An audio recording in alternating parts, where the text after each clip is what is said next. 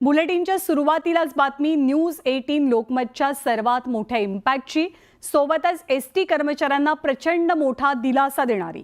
ST कर्मचाऱ्यांना उर्वरित 44% वेतन हे येत्या मंगळवारपर्यंत दिलं जाणार आहे। एसटी कर्मचाऱ्यांच्या मार्च महिन्याचं वेतन फक्त 56% म्हणजे जेमतेम अर्धाच पगार या महिन्यामध्ये एसटी कर्मचाऱ्यांना दिला गेला। त्यामुळे मोठ्या प्रमाणात कर्मचारी वर्गात नाराजीची लाट पसरली। ही बातमी न्यूज 18 लोकमतनं लावून धरली आणि एसटी कर्मचाऱ्यांच्या व्यथा सुद्धा मांडल्या। आणि याच बातमीनंतर आता एसटी कर्मचाऱ्यांना सर्वात मोठा दिलासा मिळतोय। उपमुख्यमंत्री एकनाथ शिंदे यांच्या पुढाकारानं पगाराच्या मुद्द्यावरती तोडगा काढण्यात यश मिळालं। त्यामुळे एसटी कर्मचाऱ्यांचं वेतन कपातीचं संकट आता दूर झालंय।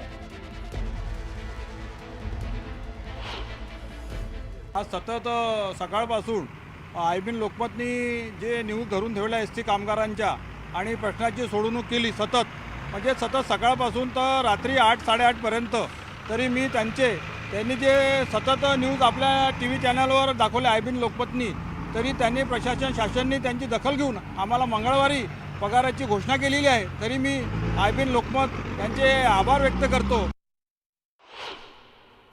आता आभार म्हणणं हे आवश्यक झालं आहे की शासना प्रशासनाचे आभार मानतो, परंतु सगळ्यात मोठे आभार न्यूज चॅनल न्यूज 18 लोकमतचे मानतो की त्यांनी सकाळपासून तर आतापर्यंत जी सतत एसटी कामगारांचा प्रश्न आज जो लावून धरला आणि नेहमीच लावत धरत आहे, त्यामुळे मी आयबीएन लोकमत, विलासजी बडे आणि आमचे उदयजी तिमांडे आणि त्यांची टीम आणि पूर्ण आयबीएन लोकमतचे मी आभार मानतो।